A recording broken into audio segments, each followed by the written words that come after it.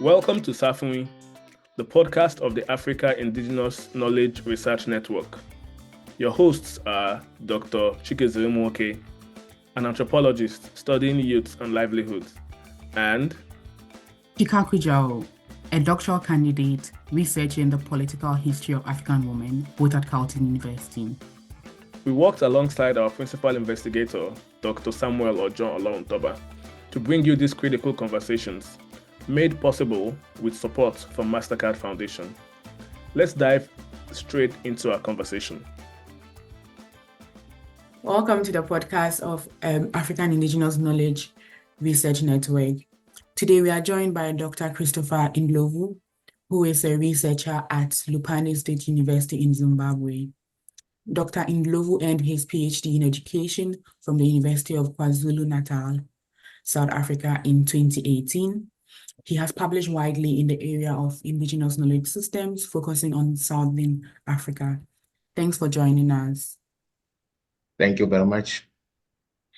Can you tell us more about your research, highlighting the context in which you work, and what is the story about how you got into this research?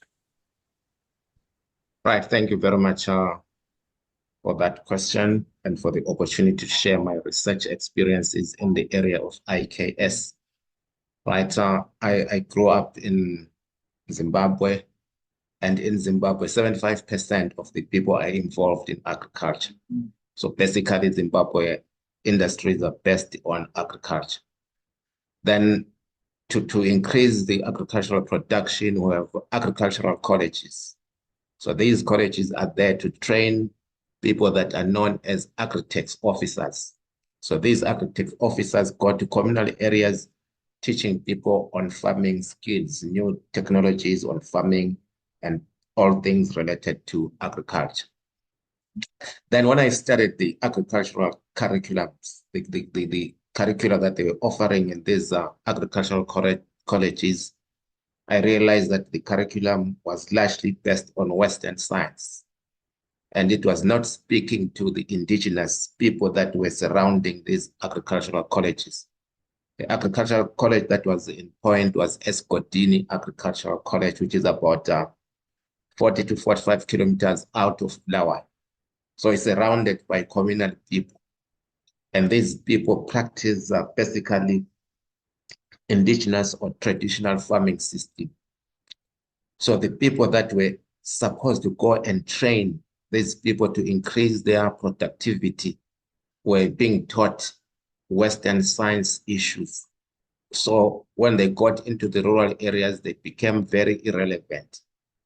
So at the end, they were not serving the communities that they were supposed to serve.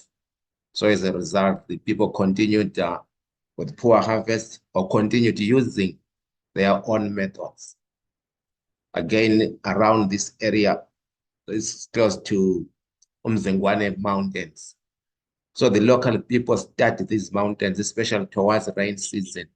The mountains would smoke, and the smoke would be going in different directions, indicating whether the rainfalls are adequate or not, so that the people decide on how to grow their crops the following planting season. So there was this mismatch between what the agri-tech officers knew and what the people wanted to practice. So I then said my research would be based on trying to integrate indigenous knowledge systems into the agricultural colleges curricula, so that the graduates from these colleges will be relevant to the communities that they are meant to serve. So that's where the research was premised and formed by the scenarios that were taking place around these agricultural training colleges. Thank you very much for that very enlightening response. So can you give us a kind of summary of your findings so far, especially in relation to indigenous enterprises and the state of African indigenous knowledge systems in Southern Africa? Right. In summary, the research found out that the curriculum that is offered in these agricultural colleges are not relevant. So I made recommendations to the colleges that they integrate the indigenous knowledge systems into the curriculum. So when we're doing this, we made consultations with the traditional leadership, the curriculum specialists, and also the agri-tex officers. So at the end, a curriculum was developed that included or integrated these indigenous knowledge systems into the agricultural training colleges. Then what we also included in the curriculum was the ways of improving the indigenous knowledge systems so that people that use them, they will be very appropriate to the current situation. We're taking it from the arguments that people are saying indigenous knowledge systems are a symbol of lack of civilization. They don't add value to the products. They are outdated. But we said when it's integrated with the Western science, we will add it and package it in a way that it becomes attractive to the current systems. So that's where we are now saying whatever is done using indigenous knowledge system should not be looked down upon as lack of civilization or being outdated. Indigenous knowledge systems are also dynamic. They grow every day. They learn from other cultures. They learn from other systems so that the products become very relevant for now, and they can be used for entrepreneurship, and they can be used for export. They can be used to grow the economy. They can be used to give communities a better livelihood. So there is now a change, like when you're looking at Zimbabwe and other neighboring countries, there is now need for organic produced foods. So people are saying they want to move away from the genetically modified foods, the GMOs, to foods or animals that are produced using traditional methods that are free from a lot of fertilizers, that are free from biological mutation, so that they live a healthy and better lives. So indigenous knowledge systems offers that avenue, that the people will now be growing their vegetables organically using traditional methods. They become viable. The animals that they are raising up are being reared in indigenous methods with less high content nutrient feeds. So all these are the things that people are now wanting, and there's a huge market for that locally and outside the Southern African countries. So by channeling people in that direction, we are offering our young people a lot of job opportunities, a lot of innovative industries with a readily available market outside and within the countries of Southern Africa. Thanks, Doc, for sharing that. From your publication and even from this response, you speak to the prospects in tangibly integrating African indigenous knowledge systems into entrepreneurial practices. I'm wondering what you would say to the barriers that you've encountered in doing this, and can you discuss some of these in the context of the work you've done so far? Right, as I highlighted that the outstanding barrier, or some of the critics are saying people who are still using indigenous knowledges are out of place, they are outdated, but all this speak to the degree of the colonization that took place in the Southern African continent, that still difficult for people to disassociate themselves from the colonial masters. They still believe that anything that is coming from the Western parts of the world are the best. So now, even when you're trying to integrate these into the education systems curricula, people still feel that we are going backwards. But it's not going backwards. It's actually going forward and being innovative and being proactive and trying to make lives of people very comfortable.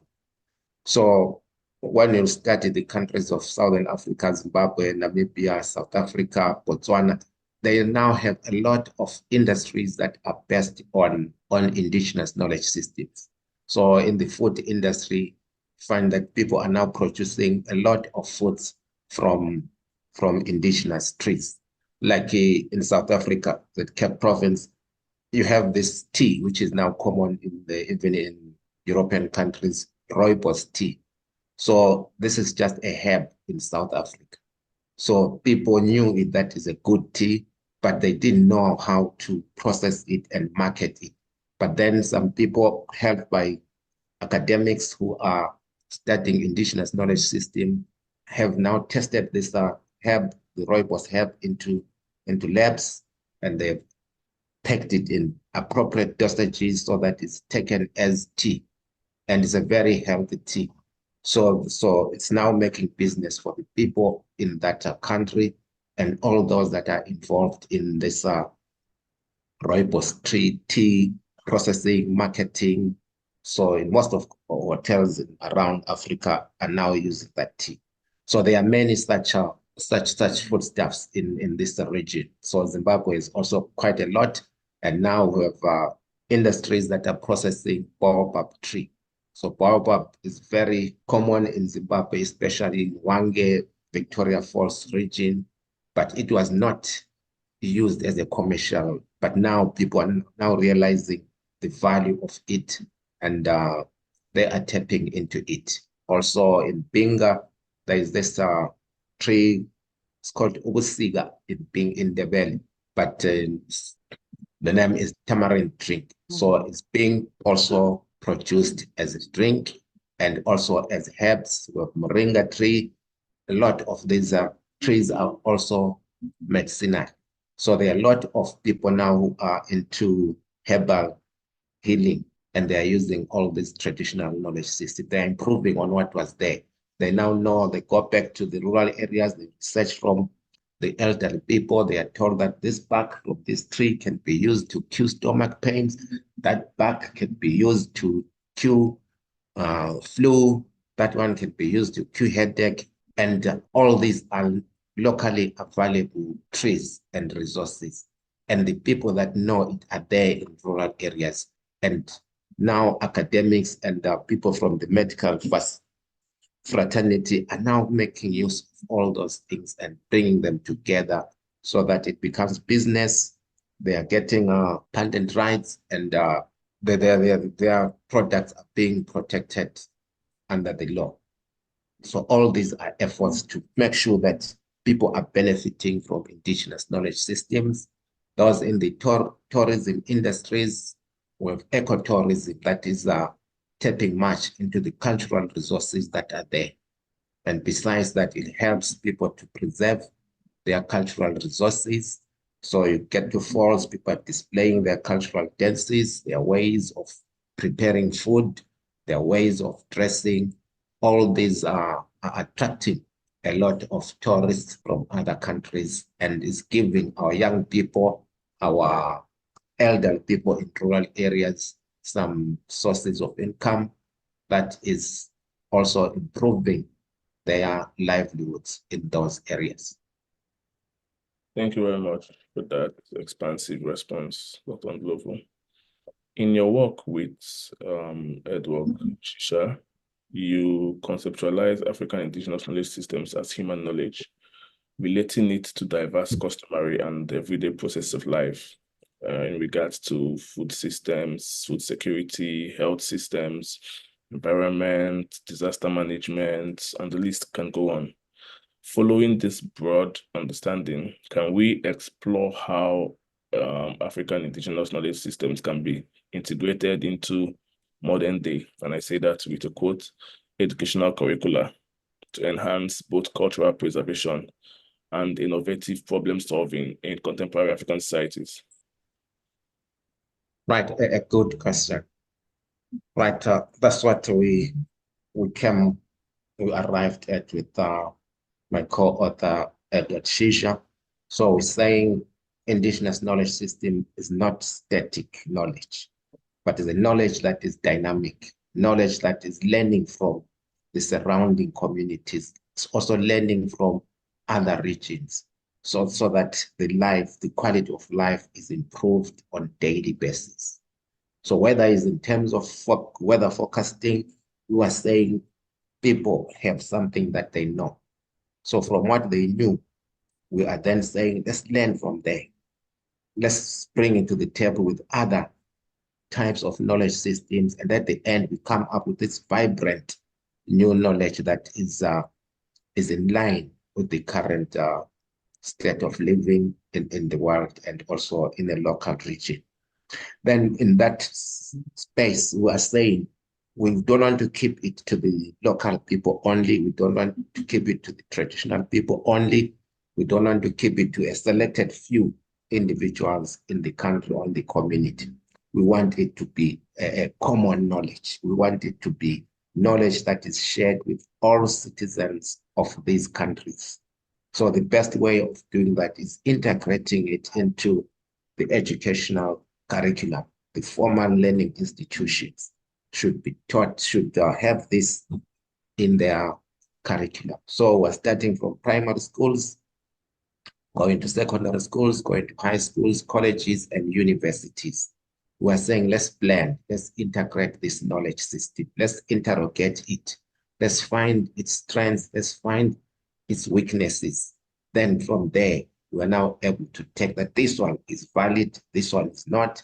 Maybe in future, let's do further research on it and come up with better ways of integrating it. So we are actively involved in pushing the integration of these knowledge systems into the formal educational curriculum. So this goes in hand with the hashtag of saying decolonizing the curriculum in Southern Africa. So as we are decolonizing this curriculum, we are bringing in the traditional knowledge systems.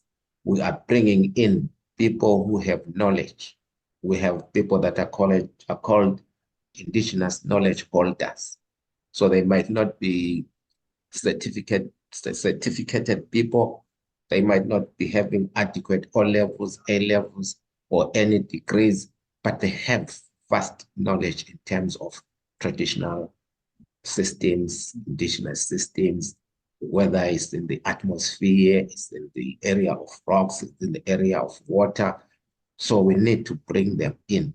So once in a while, in a university setup, in a school setup, we invite these indigenous knowledge holders to come and speak and share and interact with our learners so that our learners are equally equipped and they are taught in ways that are interactive, ways that they are involved. They can go out in outside the classroom to see these things. So when we're talking about the mountains smoking, indicating high amounts of rainfall, KwaZulu-Natal University having an Indigenous Knowledge Center where people come to share their knowledge systems, and they are documented, they are recorded and kept. So anyone who goes there will now play these videos, will now play these documentaries to learn from the indigenous traditional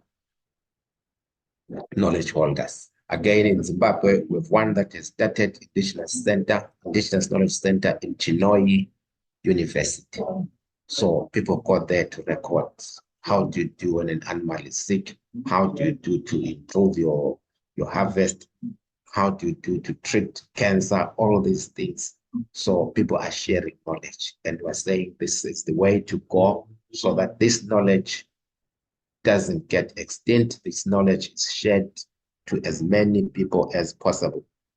Then also, we are encouraging people to publish papers on their researches on indigenous knowledge systems. And on this area, we find that the challenges are the publishers, the people, the journals that we want to publish with have some gatekeeping.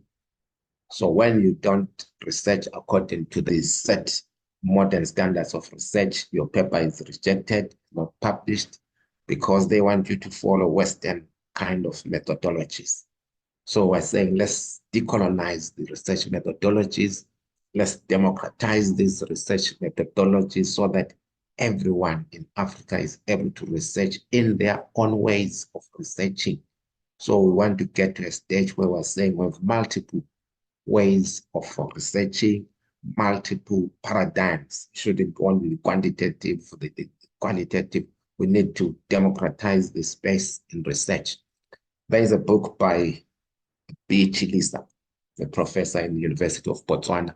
She has wrote a very good book it's entitled Indigenous Research Methodologies. So she's bringing to the table a lot of research paradigms, a lot of ways of researching. So she argues that from time immemorial, African people were researching.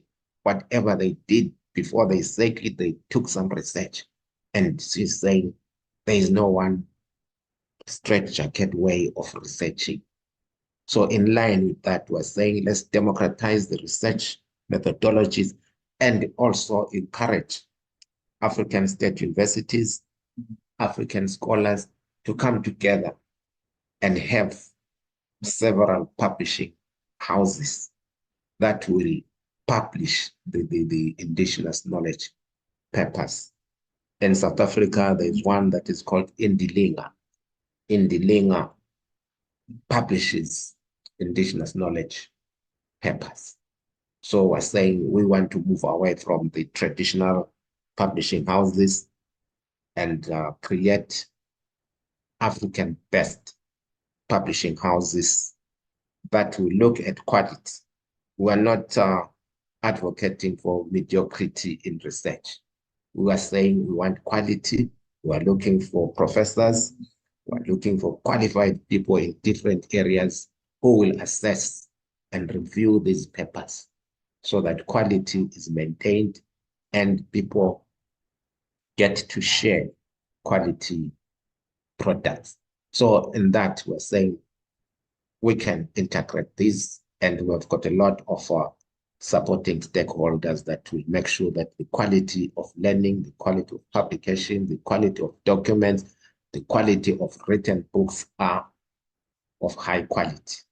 And they really are worked in different stages, whether it's primary, gets relevant books, secondary schools, books appropriate to that level, and university colleges will also have good and challenging reading materials so that we produce scholars who are able to stand and defend the indigenous knowledges and their paradigms and their research methodologies.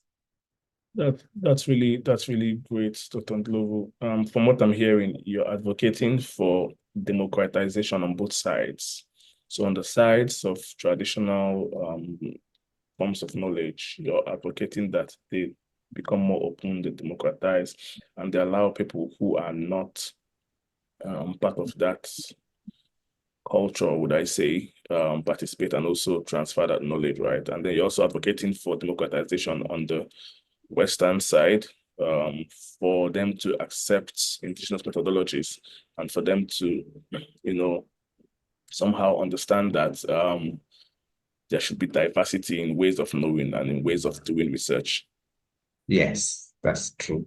And we're not fighting against Western science. We are saying let's coexist. It's part of knowledge, yes, but let's the Western science accept that there are other ways of knowing. There are other ways of research that can also add value to the researcher scholarship. Thanks, Dr. Ndlovu. I would like to know how African scholars and researchers are collaborating and working to challenge Western dominance. We've spoken largely on the politics of knowledge production and how researchers and scholars are breaking this dominance by finding voices on the continent and publishing, finding ways to publish, but also like Chike elaborated, not fighting the West, but finding ways of or alternative means of entry. So I'm wondering how outside of knowledge production within academia, how that is being done on the ground, how academia and the industry is collaborating and working together. Right, thank you for that. Right, I think academics and those in the educational sector can take the indigenous knowledge system first to the industries. And we are saying we want them to lead by example.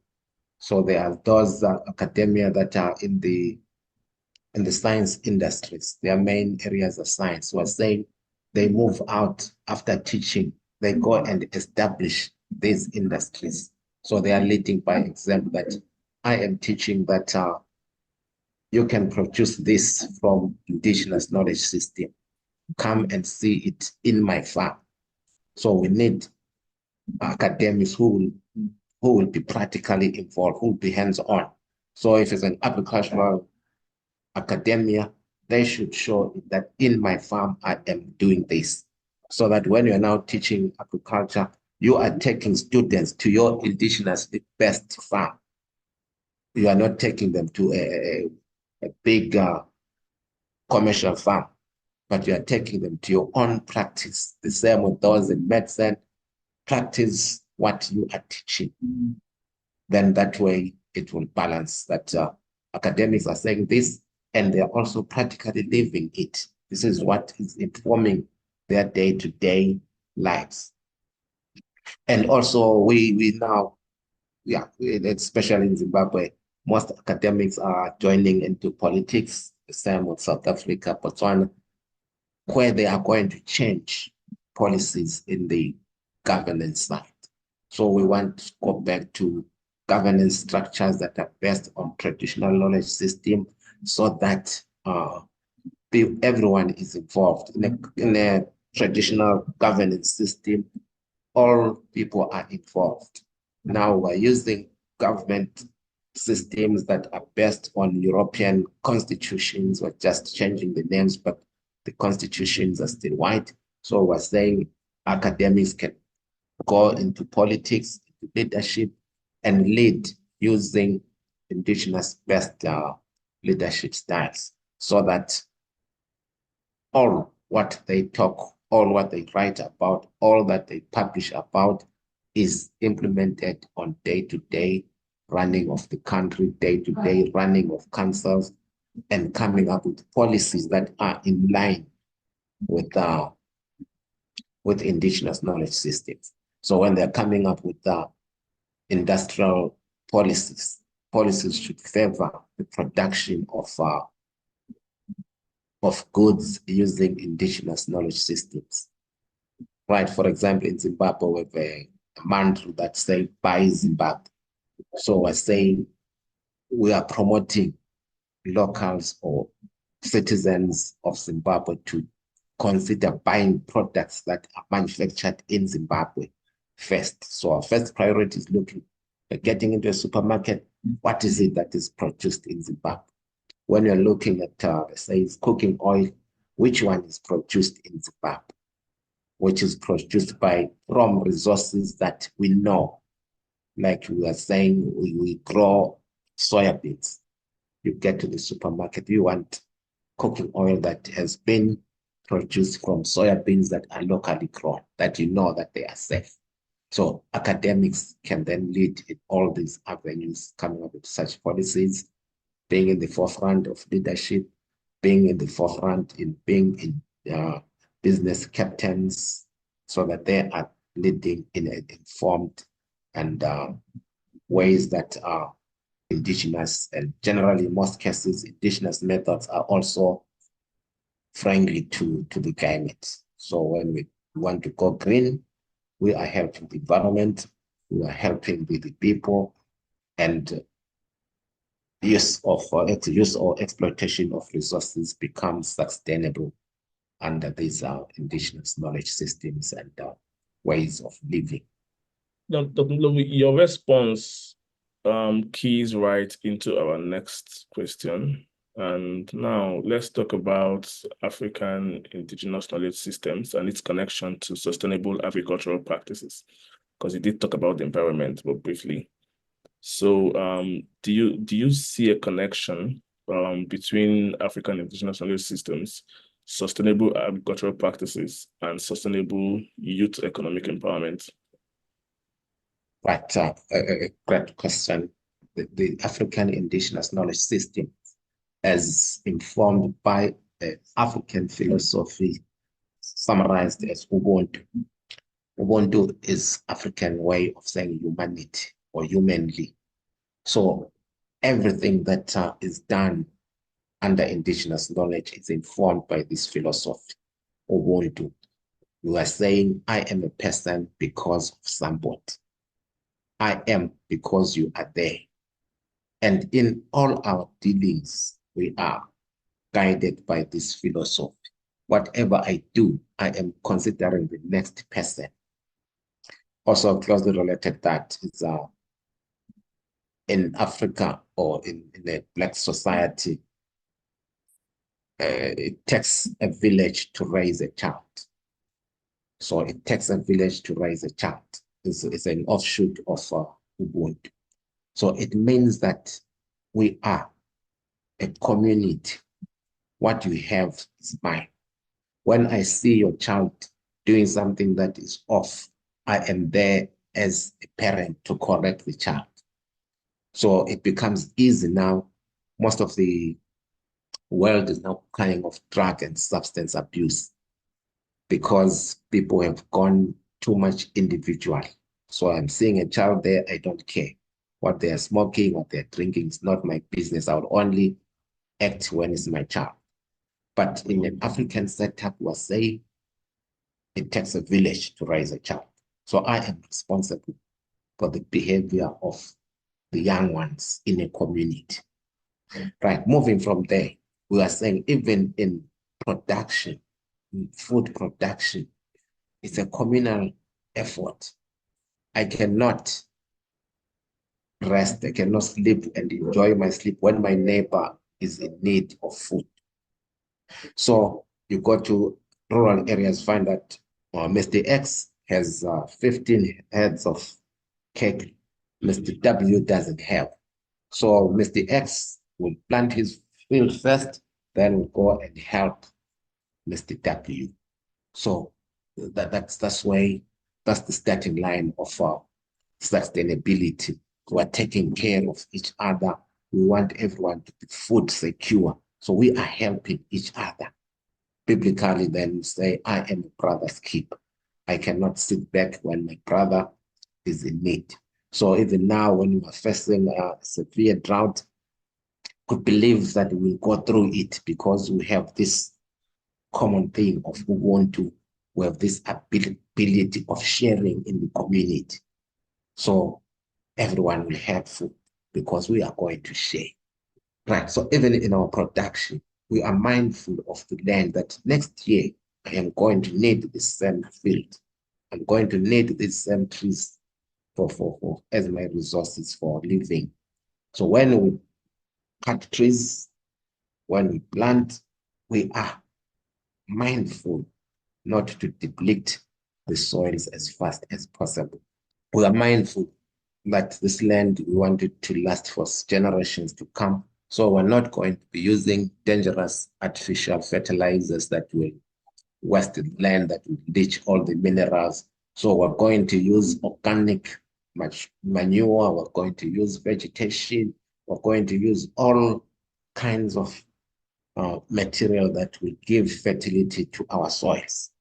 So that's sustainability, using indigenous knowledge systems without the use of artificial or commercial fertilizers that drain the soil faster. So even water resources, we are being guided by the same principle that we want our water to last as many generations to come.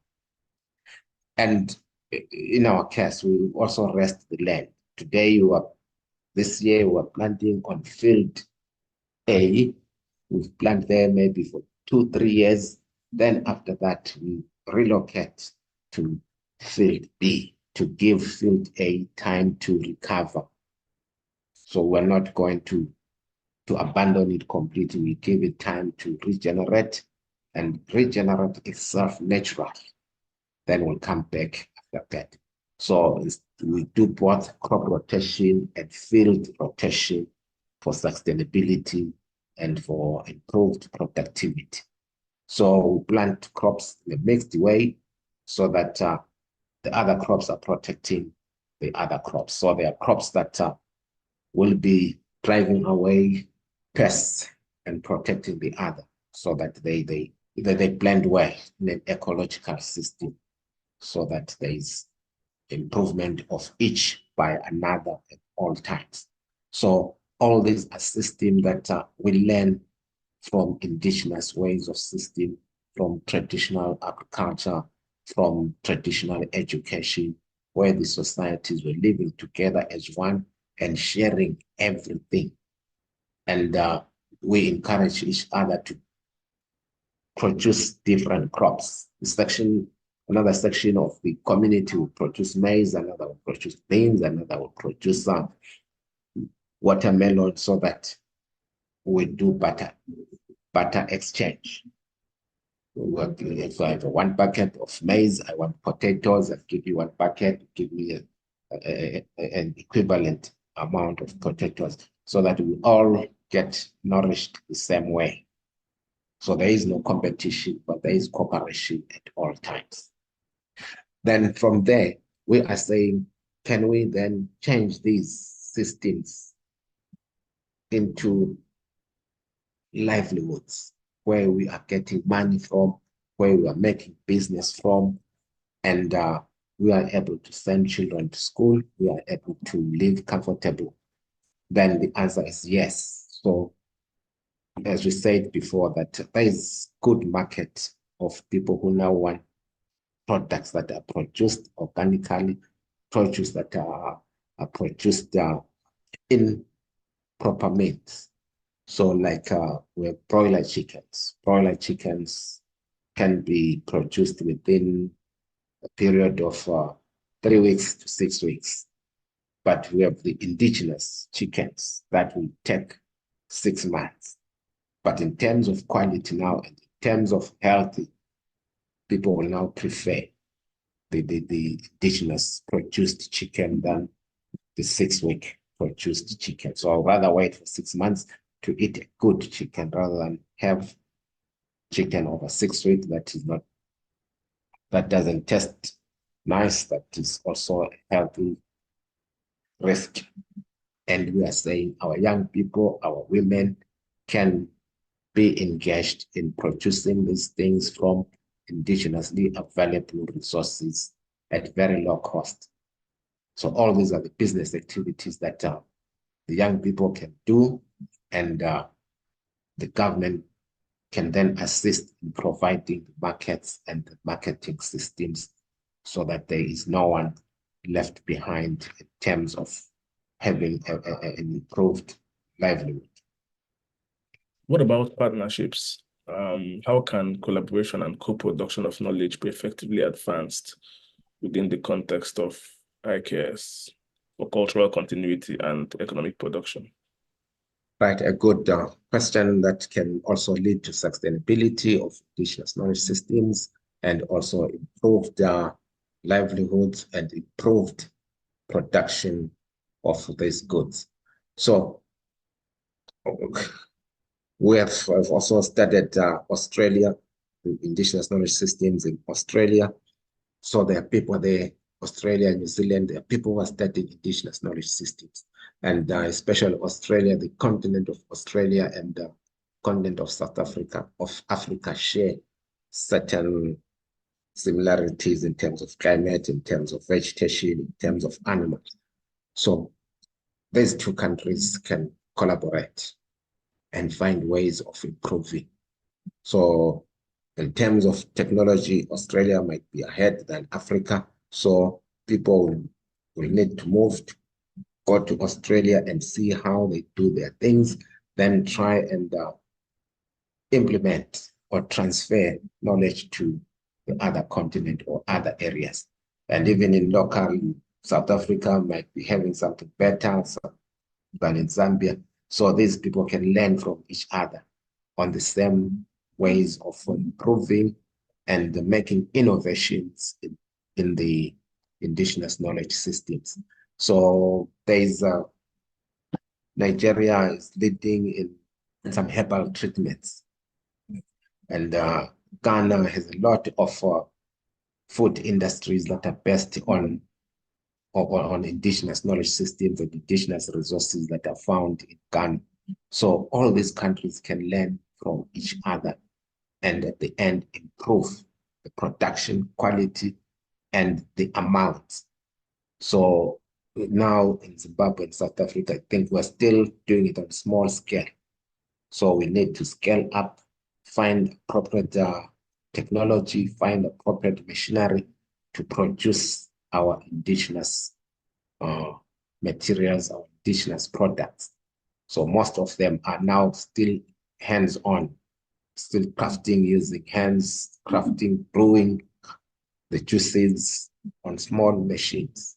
So we need to scale up the machinery that we are using so that we are producing enough for increased demands. So I think collaborating with countries that have better machines, better technology will improve indigenous knowledge systems. But in our improving, we don't want to go the Western way of mass production where quality is compromised. We want to improve the size of production, but still maintain the production ethics of production should be guided by Ubuntu, knowing we are producing something that has very limited side effects and properly dosaged for the benefit of humanity. Thanks for that, Dr. Ndlovu. And that brings us to our next question about Zimbabwe's economy. We are aware that Zimbabwe's economic crisis has been in the news for decades, with recent concerns focusing on high inflation, currency depreciation, and low productivity in the agricultural sector. How might the recentering of indigenous knowledge contribute to addressing these challenges? Right, a good question.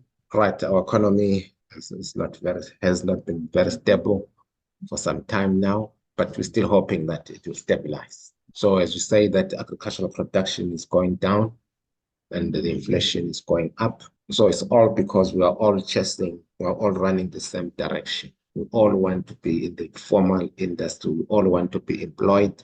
We all want to be workers. We don't want to be creators of work. So now the call that the government is putting in is saying our education institution should not only produce workers, but it should produce people who are going to create work. So it should produce innovators, people who are going to start their own small businesses, that are going to start different ways of managing or helping in the reduction of unemployment. So in that crust, people have to go to indigenous knowledge systems and try and make innovations in that area, because all other areas are now kind of flooded. People are running to transport, people are running to buying and selling, from coming to another country, you go out there, you order cars, you sell, but all that market is now flooded for young people. So we're saying the only remaining area is indigenous knowledge system, investing in indigenous knowledge system, coming up with ways of making it attractive to other young people, creating shows, having innovations that will attract people. So if we channel a lot of funding in that area, that the government is funding people who are creative in indigenous knowledge system, find that it works. Thanks, Dr. Ndlovu. Building on what you mentioned about innovation in African indigenous knowledge systems and how different individuals can be brought into the room, I would like to know if you could share specific examples on how women have been empowered in this regard to improve their development outcomes. Right, in Zimbabwe, like all other countries, there's a great shift that we want to move from patriarchy to a system where we are recognizing and respecting women. We are giving women enough space. We want the spaces to be very responsive to the needs and aspiration of women, the girl-child concept. So the government has a lot of bills and regulations and policies that empower women. So we now have women empowerment banks that are giving loans to women. And we are saying women should get these loans, get the funding, use the legal systems that are there to improve themselves and be involved in business, be involved in agriculture, be involved in all other sectors. And you are saying the main sector that we are emphasizing is on the indigenous sector. So we've talked about dressmaking. Women are in the lead. So they're coming up with different designs of African dresses, beautiful designs they have. We are saying come up with different dishes that you are going to sell to hotels. So most of these hotels you go there, they're talking of English breakfast, they're talking of French lunch, they're talking of American goulash. We want to hear of African goulash. So we also want them to make use of African wild fruits. There are a lot of fruits in our forests, but they are only eaten by boys who are herding animals, boys who are coming from school, and people who don't have money to buy apples, to buy kiwis. They take consolation in wild fruits. But we're saying we need to change that mindset and get wild fruits and market them at a good price, because they are equal value. They might be having better nutrients. So we need scientists to give us food nutrients for our wild fruits so that they are attractive, so that they then can be brought into the economy. We don't want to be eating exotic fruits only. We want to enjoy the wild fruits that God has blessed us with, so that we remain healthy at a lower price. So I think women have a lot to enjoy from African Indigenous Knowledge Systems in terms of business and in terms of bettering livelihoods of themselves and their families. Briefly, what about in farming and owning the farms? Are women only restricted to preparing the meals and owning the restaurants? What about owning the farms or engaging in actual food production? Yeah, true. That can be a great omission. We need women in the farms. We need women leading in food production, in mining, in all sectors. We are saying women should be actively be involved in all those areas. So they know what the products they want to use in their food production. So they go to the farms and produce those things so that they don't get substandard products from farms. They want the best from the farms. So they are also involved in farming. They are involved in marketing, in production, so that they are not shortchanged along one of the process points. Awesome. We are coming to the end of the interview, so we have like a few questions specifically connected to youth. So the question is, we see that the current government, President Mnangagwa and the ZANU-PF-led government appear to be promoting youth-focused initiatives. And we've seen NGOs too coming to Zimbabwe to talk about youth empowerment and all. Do you think that there's a missed opportunity there in tapping into IKS? What's your opinion there? Right, thank you. Right, we are saying we are dealing with young people, and young people are the future leaders of the country or the countries around Southern Africa. And we are saying we should empower them, should incapacitate them so that they are ready to venture into all aspects of entrepreneurship. And we're saying Indigenous Knowledge Systems is still the lucrative point at this time. So we need to channel our young people to those areas.